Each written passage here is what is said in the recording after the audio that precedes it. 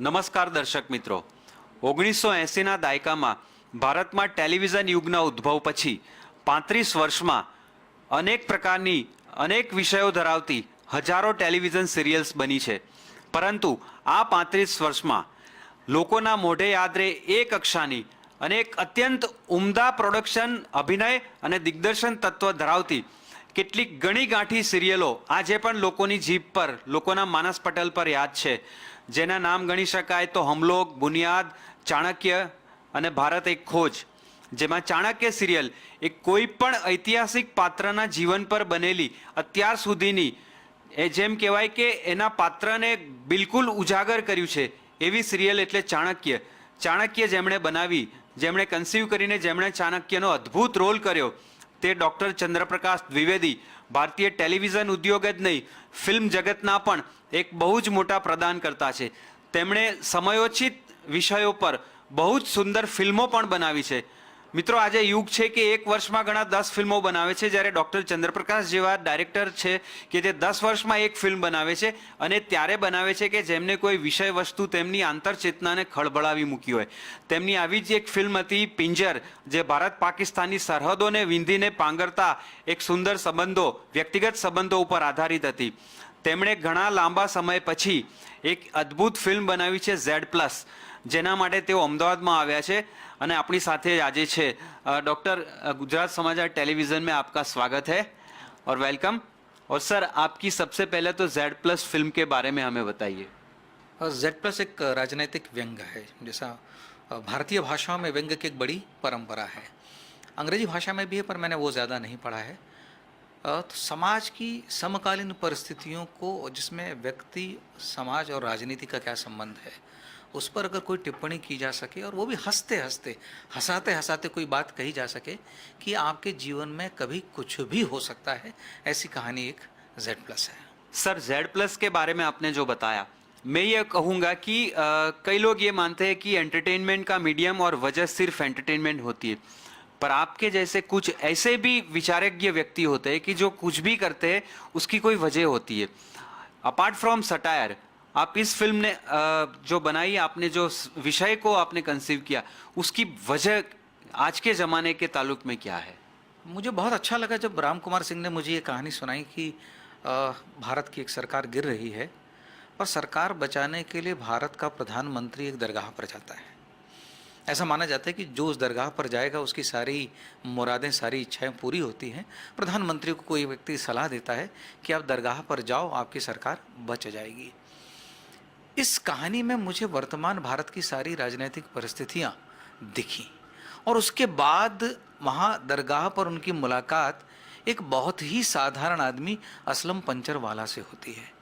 असलम पंचरवाला प्रधानमंत्री से कुछ शिकायत करता है और एरर ऑफ कम्युनिकेशन, जिसको हम कहते हैं कि आम आदमी कुछ कह रहा है, खास आदमी कुछ और समझ रहा है.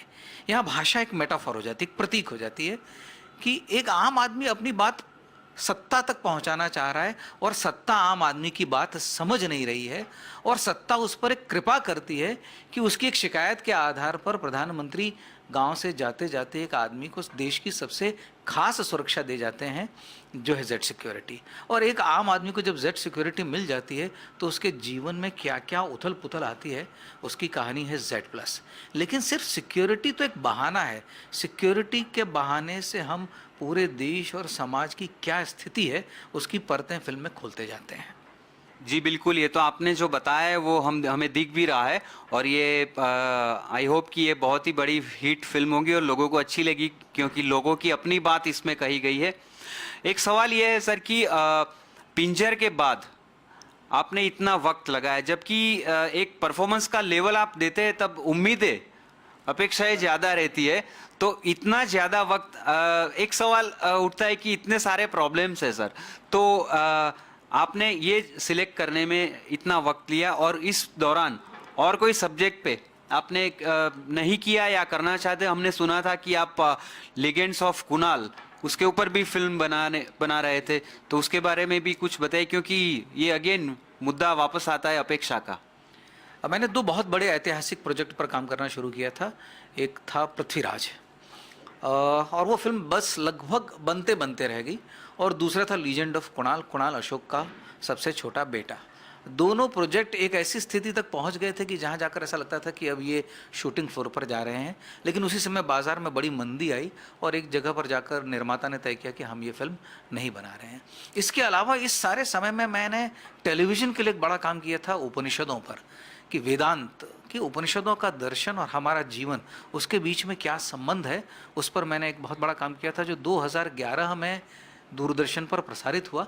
लेकिन उसके लिए 2007 से 2011 तक मुझे अध्ययन करना पड़ा था। सर, आपने पिंजर के बाद Z+ बनाई, जैसे कि आपने विषय बताया कि लोगों को सीधा स्पर्श करता है, पर जब आप एक लेवल का परफॉर्मेंस दे चुके होते हैं तब लोगों की उम्मीदें और अपेक्षाएं ज़्यादा रहती है कि कुछ और जल्दी मिले।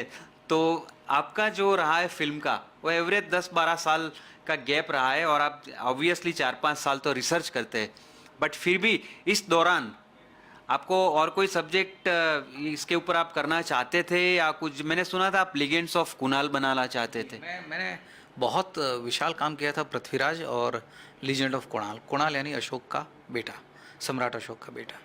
और दोनों ही मुझे ऐसा लग रहा था कि दोनों ही फिल्में बन जाएंगी, दोनों बहुत बड़े बजट की फिल्में थी, लेकिन उसी समय बाजार में मंदी आई और दोनों विषय नहीं बन पाए और उसी से मुझे बड़ी निराशा भी हुई।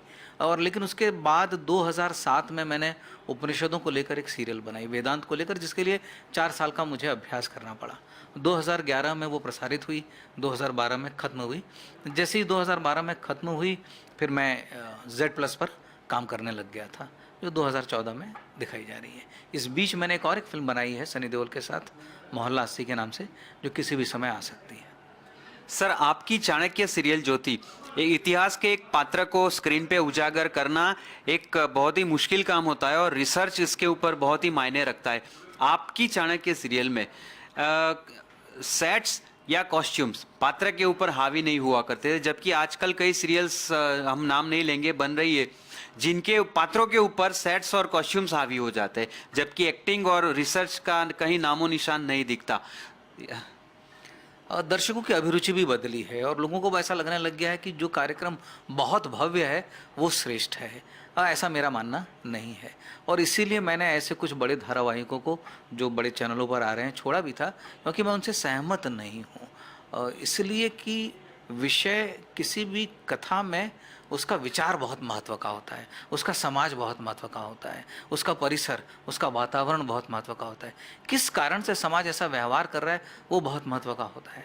ये मुझ जैसे व्यक्ति को बहुत अच्छा लगता है, लेकिन आम दर्शक को, ऐसा चैनलों का मानना है कि उसमें उनकी रुचि नहीं होती है। इसलिए वे दर्शकों को आकर्षित करने के लिए भव्य सेट्स, गहने, कॉस्ट्यूम, उनको लगता है कि इससे दर्शक प्रभावित होता है। हाँ, एक दर्शक इससे प्रभावित होता है और आपको तात्कालिक सफलता भी मिलती है, लेकिन ऐसे कार्यक्रम बहुत लंबे समय तक लोगों के मनीषा में, लोगों के विचार में, लोगों की स्मृति में नहीं रहते।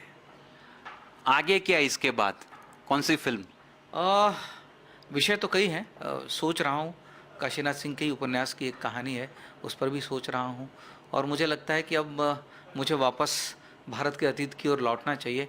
कुणाल पर तो मैं काम कर ही रहा हूँ, उसको फिर से लिखने की सोच रहा हूँ, तो इतिहास की ओर देखूंगा कहानियों के लिए। सर, दूसरा कि चाणक्य सीरियल जो आई 47 एपिसोड्स थी, हमारी जनरेशन ने देखी, हमारे पहले की जनरेशन ने देखी।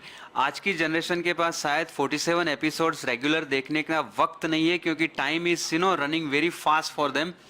तो आप ही चाणक्य के ऊपर 2 घंटे की फिल्म बनाए नए लोगों के लिए, आप इसके बारे में सोच रहे हैं?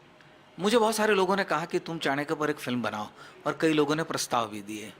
कई बार मुझे ऐसा लगा कि मेरी वो यात्रा पूरी हो चुकी है, लेकिन अब पूरी गंभीरता से मैं इस पर विचार कर रहा हूँ कि क्यों नहीं मैं चाणक्य पर 2-2.5 घंटे की फिल्म लिखूँ और उसे बनाऊँ। तो हो सकता है आने वाले कुछ सालों में आप उस पर भी एक फिल्म देखें।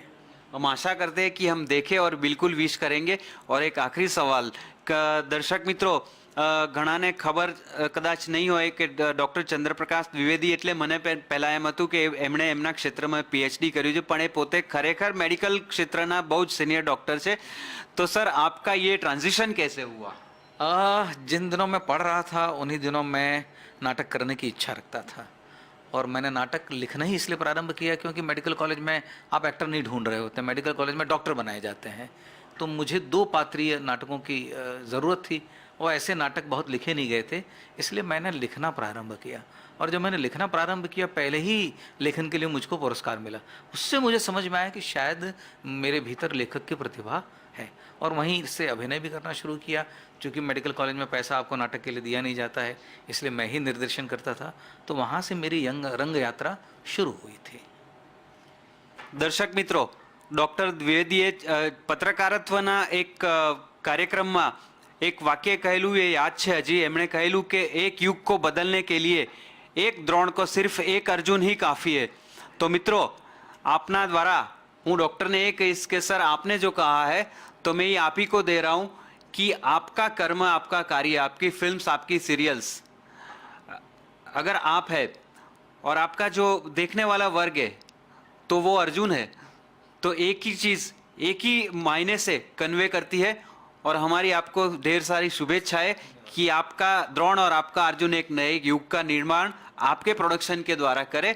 और गुजरात समाचार टेलीविज़न के साथ बात करने के लिए आपको काफ़ी थैंक्स, और विश की आप आगे भी ऐसे नए विषयों पर और ख़ास करके इतिहास के पात्रों को भी उजागर करें, और फिर से आप आइए भी.